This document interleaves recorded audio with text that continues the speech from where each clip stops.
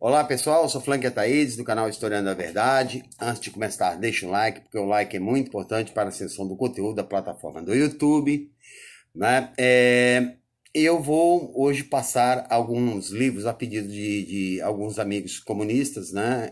Que estão caminhando para o comunismo, né? Para o entendimento do mundo, na visão do materialismo histórico dialético, né? Na visão marxiniana, né?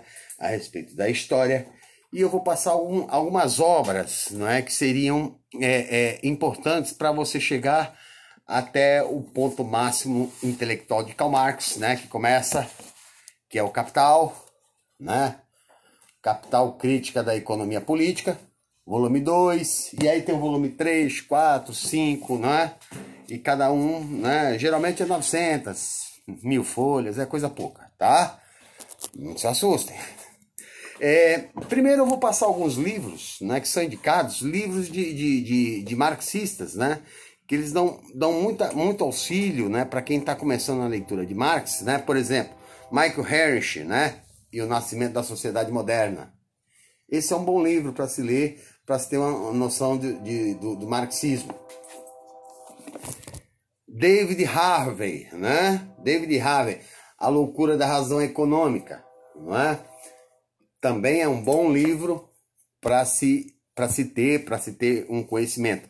Esse eu recomendo especialmente porque é José Paulo Neto, né, ao leitor de Marx. Aqui ele vai ter vários textos que ele vai dizer sobre o marxismo, né, o que é o marxismo. Vai ter trechos de vários livros, tá?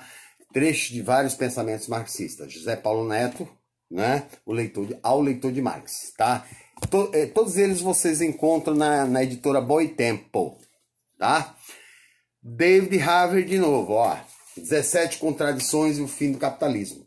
Esse livro eu tenho um especial apreço e tanto tenho porque na página 160 do livro, né? E vocês depois, se tiverem acesso a esse livro, As 17 Contradições do Capitalismo, David Harvey vai estar dizendo que lá pelos idos de 1840, né, a burguesia industrial não quer que a classe trabalhadora seja educada de uma forma reflexiva, pensante e de uma forma que perceba a exploração, tá? Então, o bom é aprender matemática, português, mas nada de estudos que levem à reflexão da classe trabalhadora, tá? Isso está na página 160, 161. Para entender o Capital, né? O Capital, que é o livro, é a obra-prima de Karl Marx, né? E é só dele, não é Frederick Engels, é só Karl Marx. David Harvey, tá? E aqui, ó, para entender o Capital, livro 1, e aí ele tem para entender o Capital, livro 2, para entender o Capital, livro 3, livro 4, tá? E assim por diante. E aí, as leituras de Marx, né? Eu aconselho a ler, por exemplo, Os Despossuídos. Os Despossuídos é uma série de artigos que Karl Marx vai escrever para a Gazeta Renana, né?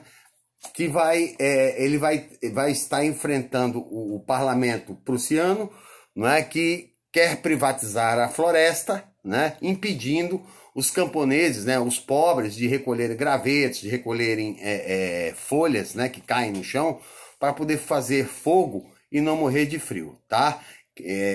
Privatizando quer vender, não é? E Marx vai entrar, né, numa briga e isso vai começar levar ele a ser perseguido, né, na Prússia. Ele vai sair da Prússia, vai para Bruxelas, vai para França, vai acabar, né, sem cidadania, né? Ele vai perder a cidadania prussiana e ele vai morrer, né, em 1883 na Inglaterra como um asilado político, tá bom? Os Despossuídos.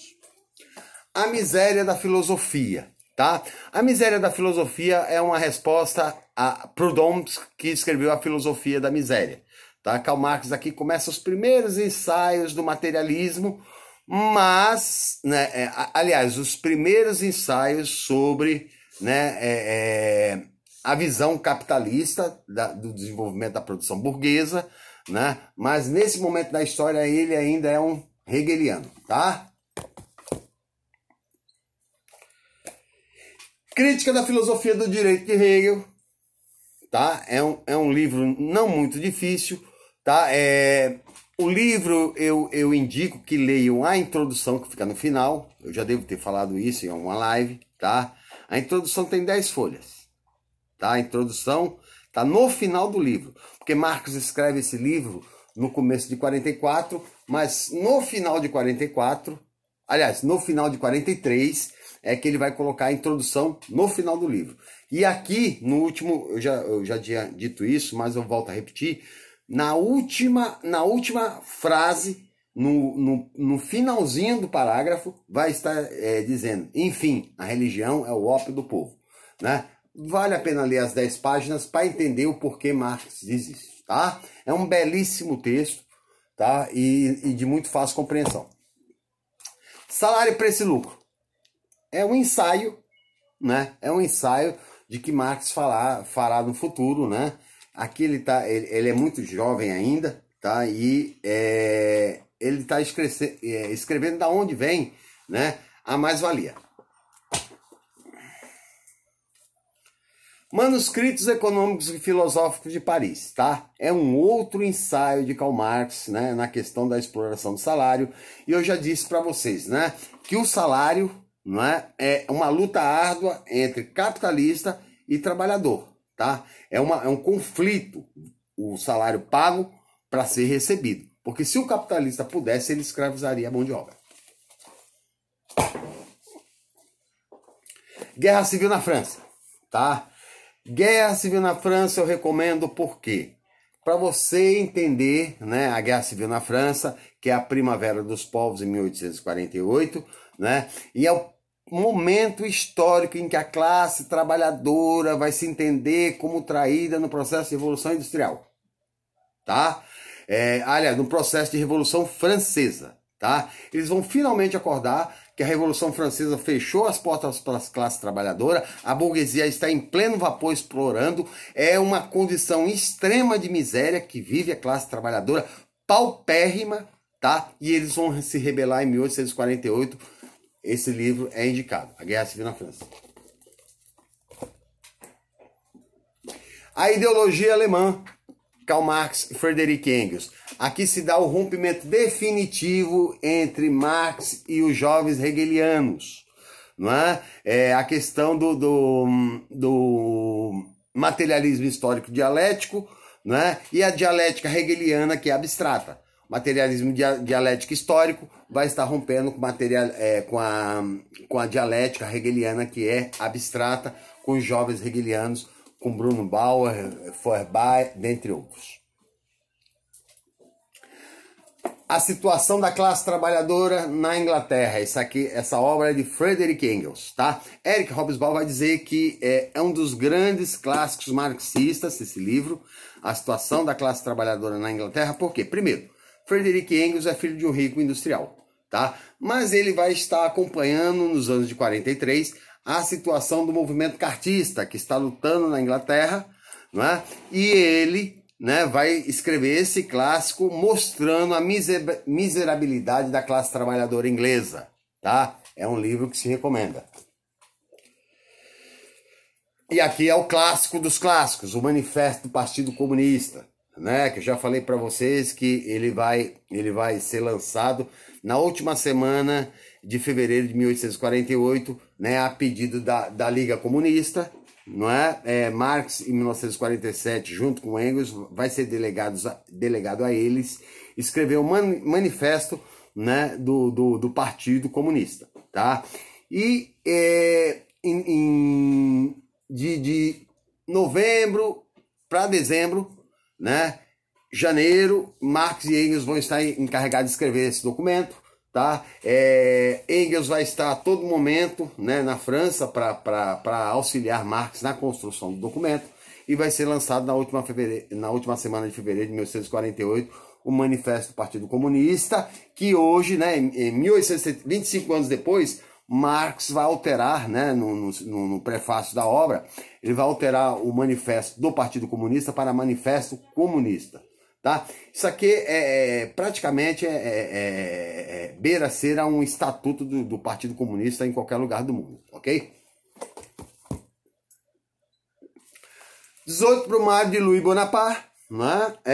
Que eu já havia dito para vocês, né? Esse é uma matéria, simplesmente uma matéria de jornal, né, que o The New York Times vai pedir para Karl Marx uma visão do que está acontecendo em 1852 na França, quando Louis Bonaparte declara no começo em 1951 o estado de sítio, e Marx vai fazer várias previsões, inclusive a queda, né, se Louis Bonaparte se declarasse imperador, tá?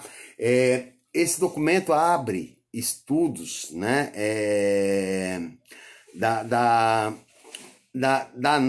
do pensamento, né, do estudo das questões políticas, né, da formação da sociologia política.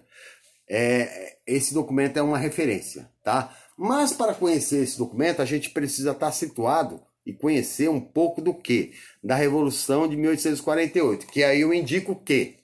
Né? Não só a Guerra Civil na França, mas como a Era das Revoluções de Eric Hobsbawm, tá? Deixa eu ver se está aqui. Eric Hobsbawm, aqui, a Era dos Impérios. Não, a Era das Revoluções. A Era das Revoluções. Esse livro aqui, ó.